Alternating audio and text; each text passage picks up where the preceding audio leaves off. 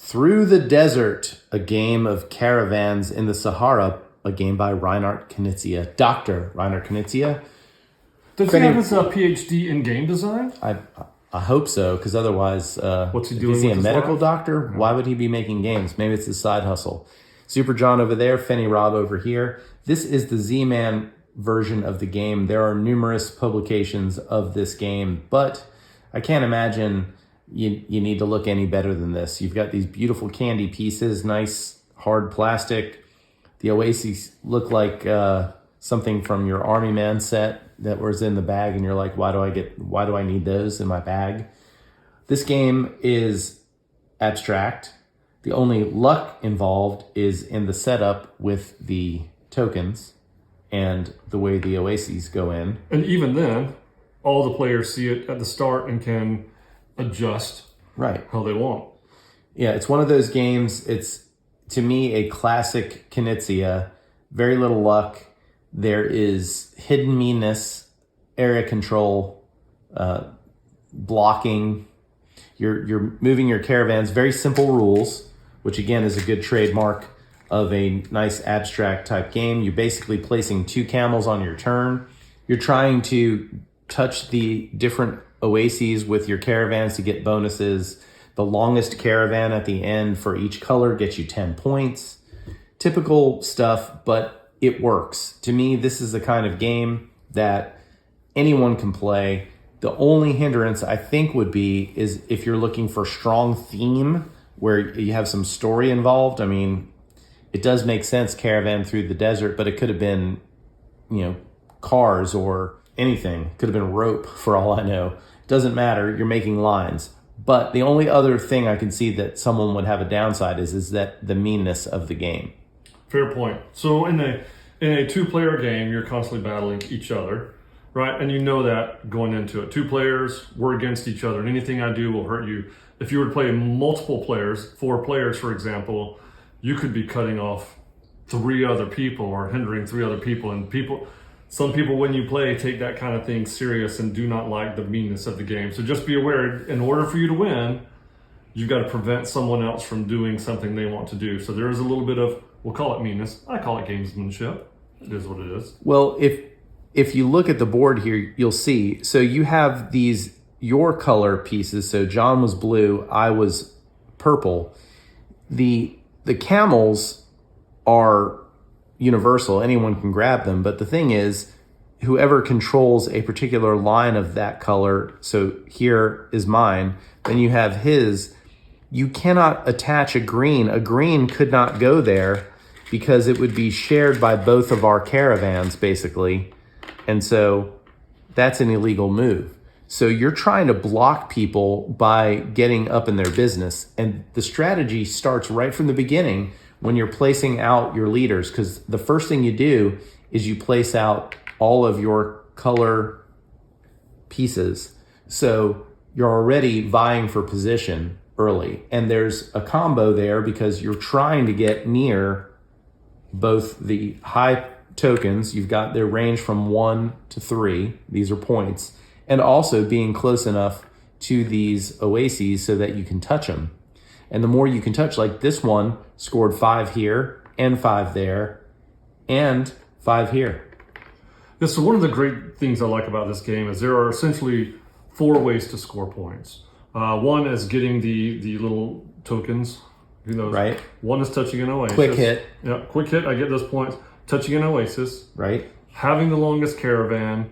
And then area control, like I have culled off this area, these are all now mine. And so those are very different, those can be very different strategies for someone who is playing, hey, I don't see a token I can get right now. Okay, well, you could go for something else, you could do something. So there are different ways to play. Or if you're playing complex enough, you can try to get, how do I get a token while reaching towards an oasis, while also trying to get the longest line and trying to cut something off. If I'm fortunate, I'm playing towards all of those. Because, as you were mentioning, when you cordon off an area, meaning this was a border, and then John had all of the blues here, these are all 1 point at the end of the game if you are able to form an enclosure, basically. And then also, instead of going on to each of these, once you block that off, if there are any tokens, you just automatically get them. So there's this payoff of hitting it big,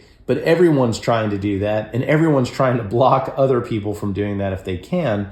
The problem is, and in playing this at higher player counts, what you'll see is I could block somebody, but why do I want to waste my camels blocking that person when someone else can block them before their turn? Exactly. It starts to get a little bit even more testy when you're upset with your opponents for not stopping the player who's obviously got an advantage at whose cost. So there is some of that going on. Yeah, one of the things in our gameplay, which Penny Rob will link to up here in the corner, is if you watch, I was clearly trying to take this area, and so how much does he want to spend his time to? Well, for him, fortunately, he's going to go touch this oasis to do that, to prevent me from running amok and getting all that. So there was some advantage, but if there was no oasis there, would he rather allow me to go cut off more of the board? Or okay, I've got to go stop you from getting all those points. I've got to waste my turn to keep you from getting all those points. So there's do I play against you or do I play for me? And with only 2 camels per turn, you wish you had 4. Yeah. But you don't. So, it's again, this is the quintessential Reiner Knizia type game for me. It's got simple rules. It's a little bit mean, at least. You often have to hurt the opponent to win the game because you really can't focus on just one thing here. If you just go around getting the tokens, you're not going to win the game. If you just try to connect these, you're eventually going to run into other people's pieces, and then you're going to start to look across and say, oh my gosh, if I don't block John over here, he's going to get 12 points for cutting that off. Oh, it's too late. I didn't notice it. So you have the mental attrition of not paying attention and getting burned. And then you have just really solid player interaction all the way through this game. There's nothing you do that isn't affected by what another player is trying to accomplish. So, it's one of those games where the tension is high, the decision space is just right in compared to what the tension is in the game. You get to put 2 pieces down, but it's way more tense than just plopping down 2 camels. It looks nice. The board is a little bland, but it is the desert. But these pieces are just money. And I haven't seen the most recent one of these, and the cover looks really nice. But, I feel like this is all I need. I'm not sure with any rules changes, assuming there's no rules changes, I don't know that I would need another copy of this game. Yeah, while the board doesn't blend, I think the intent is it gives you some nice pop for your camels. You're not getting lost when you're trying to view it. You know immediately what color is where on the board. These pastels stand out really well. The palm trees sticking up, very clear. I can see my oasis way out there in the desert. Is it an oasis or is it a mirage?